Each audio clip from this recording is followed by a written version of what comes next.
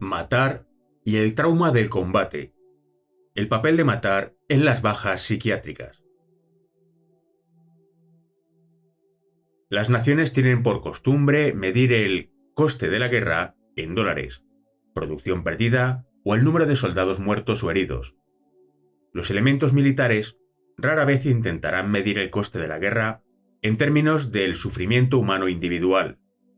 El colapso de naturaleza psiquiátrica continúa siendo uno de los aspectos de la guerra más caros cuando se expresa en términos humanos. Richard Gabriel, No More Heroes.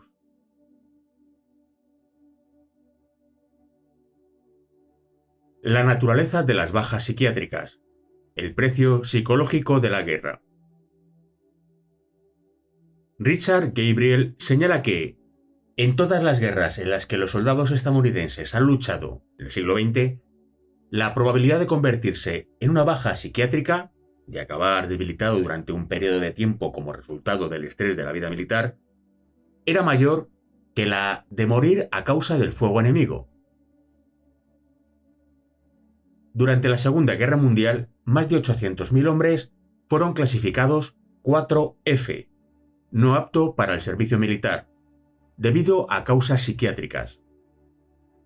A pesar de este esfuerzo por cribar a aquellos que no eran aptos para el combate por razones mentales y emocionales, las Fuerzas Armadas de los Estados Unidos perdieron otros 504.000 hombres para el esfuerzo bélico debido al colapso de naturaleza psiquiátrica, los suficientes para conformar 50 divisiones. En un momento dado, durante la Segunda Guerra Mundial, se licenciaban más bajas psiquiátricas del ejército de los Estados Unidos que las personas que eran reclutadas. En la breve guerra entre árabes e israelíes en 1973, casi un tercio de todas las bajas israelíes fueron debidas a causas psiquiátricas, y lo mismo parece haber sucedido en las fuerzas egipcias. En la invasión del Líbano de 1982, las bajas psiquiátricas israelíes doblaban el número de muertos. El estudio de la Segunda Guerra Mundial, profusamente citado de Swank y Marchand, señala que, tras 60 días de combate continuo, el 98% de todos los soldados supervivientes se convierte en baja psiquiátrica de una u otra variedad. Swank y Marchand encontraron una característica común entre el 2% que conseguía aguantar el combate continuado, una predisposición hacia las personalidades agresivo-psicopáticas. Durante la Primera Guerra Mundial, los británicos creían que sus soldados podían aguantar varios centenares de días antes de convertirse inevitablemente en bajas psiquiátricas. Pero esto era posible debido a la política británica de rotar a los hombres para que descansaran tras aproximadamente 12 días de combate, al contrario de la política estadounidense en la Segunda Guerra Mundial de dejar a los hombres en combate hasta 80 días sin descanso. Resulta interesante señalar que el hecho de pasar meses de exposición continuada al estrés del combate es un fenómeno que se da solo en los campos de batalla del siglo XX. Incluso en los sitios que duraban años de los siglos pasados, había espacio para el descanso alejado del combate, en gran medida debido a las limitaciones de la artillería y las tácticas. Los momentos reales de riesgo personal rara vez excedían unas horas de duración. Algunas bajas psiquiátricas siempre han estado asociadas a la guerra, pero solo en el siglo XX se dio la situación en la que la capacidad física y logística superaban nuestra capacidad psicológica para soportarla. Las manifestaciones de las bajas psiquiátricas. Richard Gabriel examina en su libro No More Heroes la cantidad de síntomas y manifestaciones históricas de las bajas psiquiátricas.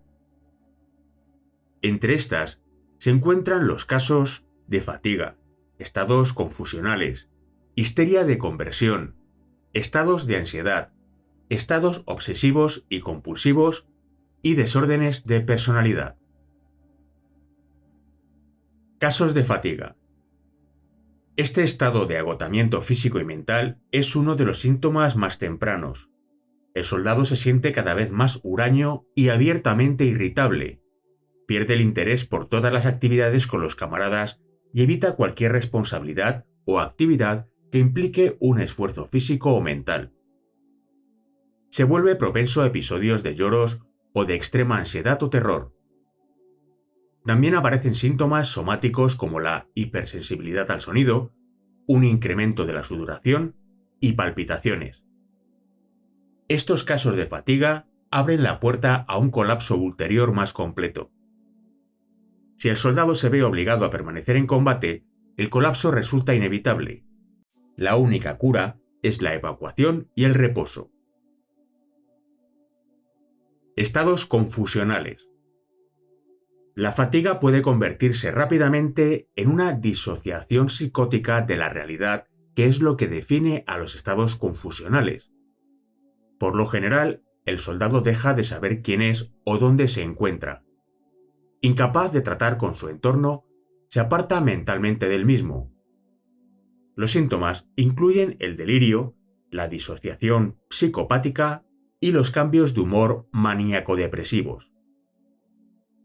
Una respuesta señalada a menudo es el síndrome de Gánzer, en el que el soldado comienza a hacer chistes, a comportarse como un tonto y en general a intentar repeler el horror con el humor y lo ridículo. El grado de aflicción en los estados confusionales puede oscilar desde el meramente neurótico al abiertamente psicótico. El sentido del humor que se muestra en la película y luego serie MASH es un ejemplo excelente de individuos aquejados de forma leve por el síndrome de Gánzer. Quita esa cosa de mi cara, Hunter, o te la daré de comer con una salsa picante. Vamos, sargento, ¿no quiere darle un apretón de manos a Herbert? Hunter, estás jodido. Cualquiera que traiga el brazo de un oriental está enfermo. Cualquiera que lo entre en la tienda de campaña está pidiendo que lo castiguen con horas de guardia. ¿No sabes dónde ha estado esa cosa? Deja de hurgarte la nariz con él. ¡Lárgate, Hunter, lárgate! Vaya, sargento. Herbert solo quería hacer amigos. Se siente solo sin sus antiguos amigos, el señor Pye y el señor Escroto. Doble guardia esta noche, Hunter, y toda la semana. Hasta luego, enfermo. Disfruta de las guardias. Chicos, dadle las buenas noches a Herbert. ¡Fuera! ¡Fuera! Humor negro, por supuesto. Risotadas para tipos duros. Después de un tiempo nada era sagrado. Si mamá hubiera podido ver con lo que jugaba ahora su pequeño, o lo que le pagaban por hacer. W. Norris, Rhodesia Fire Force Commandos. Histeria de conversión. La histeria de conversión puede darse durante el combate o de forma postraumática años después. La histeria de conversión puede manifestarse como incapacidad de saber dónde está uno o incluso de funcionar, y a menudo comporta deambular sin rumbo por el campo de batalla sin ninguna preocupación por los evidentes peligros. En algunos casos, el soldado se vuelve amnésico y bloquea grandes porciones de su memoria. A menudo la histeria degenera en ataques convulsivos en los que el soldado se encoge en posición fetal y comienza a temblar violentamente.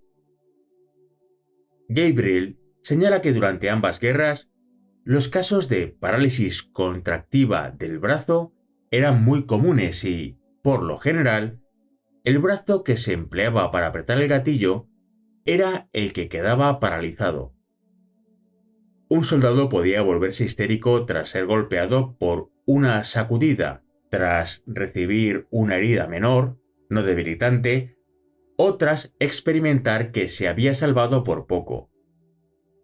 La histeria también puede manifestarse después de que un soldado herido haya sido evacuado a un hospital o a una zona en la retaguardia. Una vez se encuentra allí, la histeria puede empezar a emerger, la mayoría de las veces como defensa contra el regreso a la lucha. Con independencia de las manifestaciones físicas, siempre es la mente la que produce los síntomas para escapar o evitar el horror del combate. Estados de ansiedad. Estos estados se caracterizan por los sentimientos de agotamiento total y tensión que no pueden aliviarse durmiendo o descansando, y que degeneran en una incapacidad para la concentración. Cuando puede dormir, el soldado se despierta a menudo a causa de horribles pesadillas. A la postre, el soldado se obsesiona con la muerte y el terror a fallar, o que los hombres de su unidad descubran que es un cobarde. Una ansiedad generalizada puede con facilidad deslizarse a una completa histeria. A menudo la ansiedad va acompañada de falta de aliento, debilidad, dolor, visión borrosa, mareos, síntomas vasomotores y desmayos. Otra reacción, común en los veteranos de Vietnam que sufren el trastorno de estrés postraumático, TEPT, años después del combate, es la hipertensión emocional, en la que la presión sanguínea del soldado aumenta dramáticamente, con todos los síntomas que la acompañan: sudoración, nerviosismo, etc. Estados obsesivos y compulsivos. Estos estados son similares a la histeria de conversión, excepto que, en este caso, el soldado se da cuenta de la naturaleza mórbida de sus síntomas y que la raíz se encuentra en sus miedos. A pesar de ello, sus temblores, palpitaciones, tartamudeos, tics, etc., escapan a su control. Con el tiempo, es probable que el soldado se refugie en algún tipo de reacción histérica que le permita escapar de la responsabilidad psíquica por sus síntomas físicos. Desórdenes de la personalidad. Los desórdenes de la personalidad incluyen rasgos obsesivos en virtud de los cuales el soldado desarrolla una fijación por ciertas acciones o cosas, tendencias paranoicas que van acompañadas de irascibilidad, depresión y ansiedad, que a menudo adquieren el tono de amenazas a su seguridad. Tendencias esquizoides que conducen a la hipersensibilidad y el aislamiento. Reacciones de carácter epileptoide acompañadas de periodos de ira. El desarrollo de una religiosidad extrema y dramática. Y, finalmente, degeneración hacia una personalidad psicopática. Lo que le ha ocurrido al soldado es una alteración de su personalidad fundamental. Estos son tan solo algunos de los posibles síntomas de las bajas psiquiátricas en la guerra. Gabriel señala que la mente ha mostrado ser infinitamente capaz de producir cualquier cantidad de combinaciones de síntomas y entonces, para empeorar las cosas, enterrarlas en lo más profundo de la psique del soldado, de suerte que incluso las manifestaciones palmarias se convierten en síntomas de causas subyacentes aún más profundas. La idea clave que debemos extraer de esta letanía de enfermedades mentales es que, pasados unos pocos meses de combate continuado, aflorarán algunos síntomas de estrés en casi todos los soldados que participen. El tratamiento del mutilado psíquico. El tratamiento de estas numerosas manifestaciones del estrés del combate simplemente requiere apartar al soldado del entorno bélico. Hasta la era post-Vietnam, cuando aparecieron cientos de miles de casos de TEPT, este era el único tratamiento que se pensaba que era necesario para que el soldado pudiera regresar a su vida normal. Pero el problema es que los militares no quieren simplemente devolver a la baja psiquiátrica a su vida normal. Quieren que regrese al combate y, lógicamente, él se muestra reacio a hacerlo. El síndrome de la evacuación es la paradoja de la psiquiatría de combate. Una nación debe cuidar a sus bajas psiquiátricas, pues no son valiosas en el campo de batalla. De hecho, su presencia en el combate puede tener un impacto negativo en la moral de los soldados.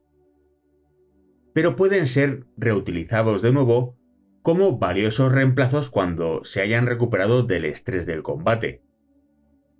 Sin embargo, si los soldados empiezan a darse cuenta de que se evacúa a los soldados con problemas psiquiátricos, el número de bajas psiquiátricas aumentará dramáticamente. Una solución obvia a este problema es la rotación de las tropas para que tengan periodos de descanso y recuperación, algo que es una práctica habitual en la mayoría de los ejércitos occidentales, pero que no siempre es posible en combate. Proximidad, o tratamiento adelantado, y expectativa son los principios que se han desarrollado para superar la paradoja del síndrome de la evacuación. Estos conceptos, que han probado ser muy efectivos desde la Primera Guerra Mundial, implican 1.